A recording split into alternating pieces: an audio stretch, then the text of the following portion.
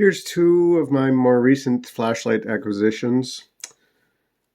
We have an Emisar D4K in stone white running Anduril 2 software or firmware, and a Noctigon DM 1.12 also running Anduril 2. They're both stone white. The Emisar come with this stone white aluminum bezel. I did get the optional stainless steel, partly because stainless steel is a little bit stronger, a little bit more drop protection, and also it makes these two a matching pair.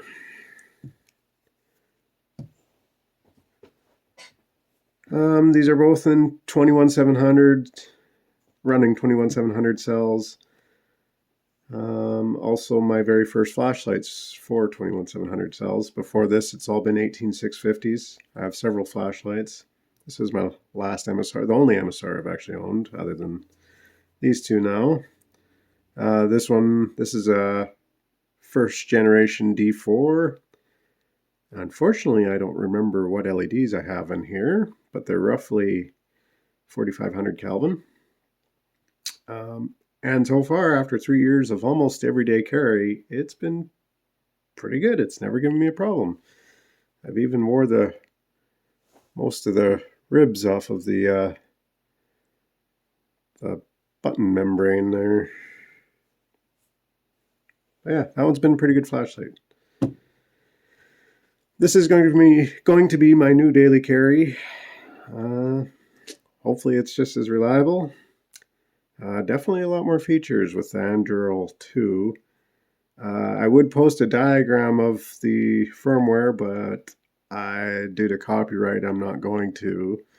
If you do a quick Google search on the Anduril 2 firmware, you'll quickly realize how complex it is. It's probably some of the most complex firmware a flashlight can run, in all honesty.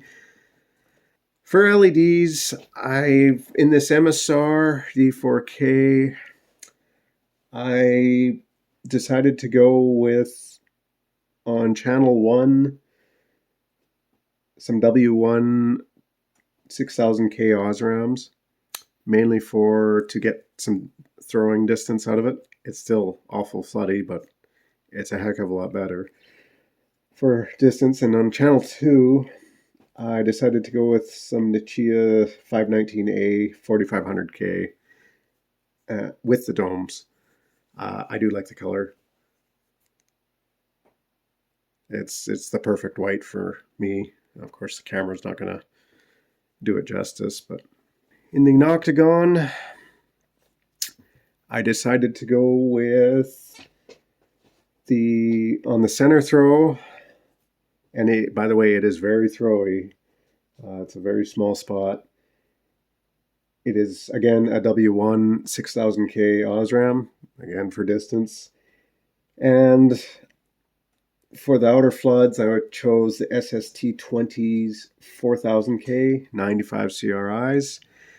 However, I think, looking back on it, I wish I would have went with the next step higher in Kelvin, which I believe is 5000K. It's a little bit too yellow for my liking. It shows up white in the video, but of course that's all personal preferences. But that's what I would do again. I'd go to the next step up in Kelvin. To me, it wasn't worth putting. I would love to have the 519s in here, but it was going to be a fairly pricey option, just because there's so many. There's 12 LEDs for the floods, so I guess I feel this flashlight in particular isn't worth spending that kind of money on. This was on sale, by the way, on International Outdoor. But the reason why I feel it's not worth it is because the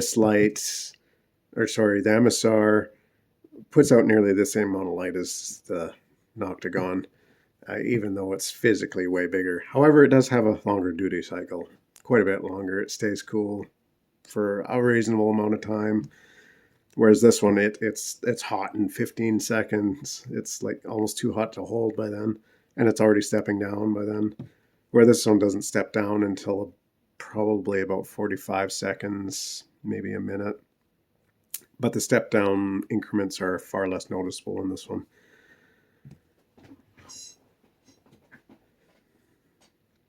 The packaging, very generic looking box for both of them. Some styrofoam, or I guess foam, soft foam on the inside. For other accessories, the Emisar come with a lanyard, come with the stainless steel bezel I ordered extra, but it had the stone white one on there, and come with some O-rings. The Noctigon come with a carry case. It works as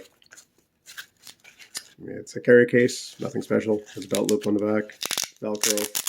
It's noisy getting it out, but it's a carry case nonetheless. And it also come with O-rings. Oh, and obviously I got the pocket clip, as that's an option. I do intend to carry it around with me nearly every day, so that was necessary. We'll see how well this coating lasts. On this one I've been carrying with me nearly every day for 3 years. You can see the anodizing is wearing off on all the corners. It's been dropped a couple times, somewhere in the bezel right there. There's a big dent. There's also a dent in the side. And it's got a couple other little dings on it, but it's been dropped on concrete a few times actually. It's still holding in there, still works just fine. By the way, the UI is way easier to memorize than this one. You'd have to spend a lot of time memorizing the UI. This thing's nuts on these newer ones. You can get them, and you can customize when you order these. You can customize them in all kinds of different LED options. There's different colors. You can get raised or flat bezels on them. Yeah, whatever you want. It's an option. The knurling, actually you can see in this Gen 1, it's smooth. No knurling on the body. Some on the tail cap. Some, I'm not even sure if you'd want to call those heat sinks fins or not. But head design is nearly identical to the 18650 actually. I think it is identical. They're the same diameter. And they're also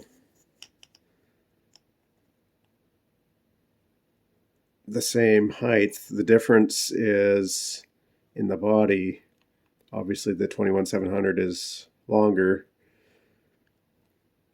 and it's a little bit bigger in diameter, the body part, but still it's pocketable.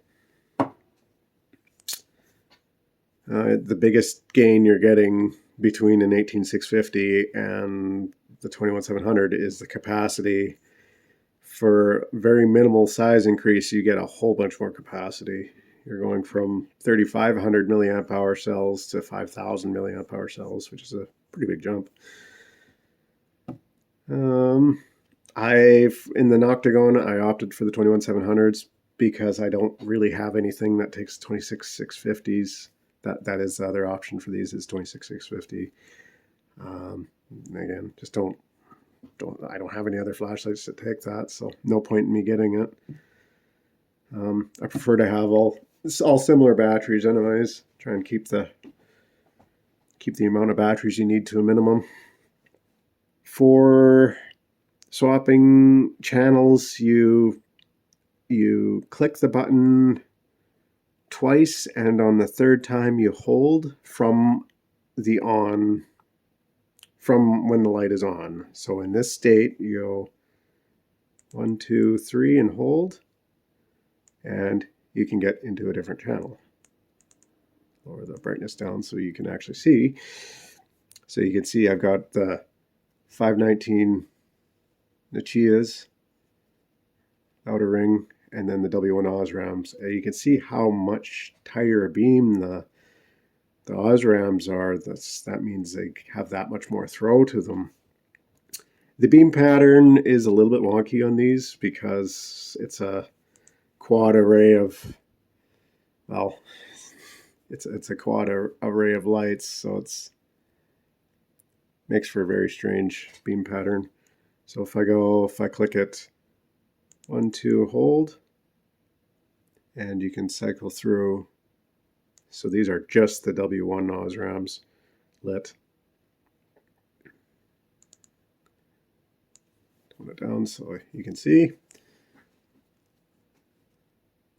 So if I go 1, 2, hold, other ones come on, they increase in brightness. Now we're on the other channel. And this is just the flood channel. Increase the brightness. And this is it's a really nice color. It's showing up a little bit wider in the video, at least on the phone screen anyways, than in what I'm seeing. But this is a really nice color. This was the 4500K. Very nice. I like it. It's not too yellow. It's not too white. It's just perfect for me. But yeah, definitely do like these things. Again, I've never had an issue with one, but I've only ever owned the one. So, but never, yeah, it's been a good light. I really have no complaints. The reason why I chose this everyday carry one to lock out automatically is I have had this one come on in my pocket in the past, and well, it gets hot very quickly. This can actually catch things on fire. So yeah, I did choose the raised bezel on the light, whereas you can see on this older one it's not as raised, and actually the black membrane button does protrude out from the stainless steel bezel. And you can accidentally hit that. That's why I don't really care for the flat bezel or the flat rings around the buttons. I do prefer the raised ones, just helps for accidental hits. The way I have the auxiliary LEDs set up on this one is they're on when the light is armed and ready to go, and when it locks out, I have the auxiliary LEDs set to shut off, just so it's not using the power. This one also has the same thing. It's got auxiliary LEDs in it, and also in the switch. But I'm just choosing not to use them just because I don't want it to kill the battery. This one, again, this is the Noctigon. So if I do the same button presses, I go 1, 2, hold, and get the center throw to show up.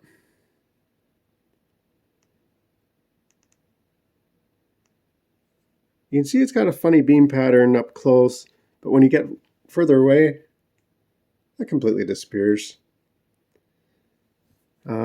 It has a very tight beam pattern. It's got pretty decent throw. But again, the whole light as a package, yeah, it's good on sale, but I don't think I'd buy this at full price just because you're not getting a whole lot more light as compared to this.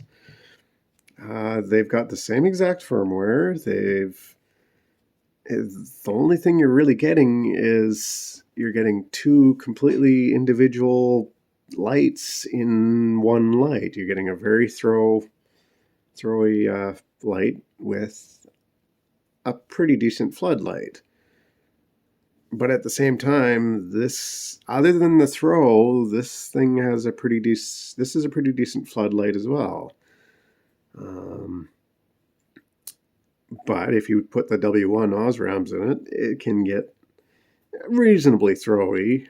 Probably get about double the range out of the W1s as you can the 519s. But yeah, there we go.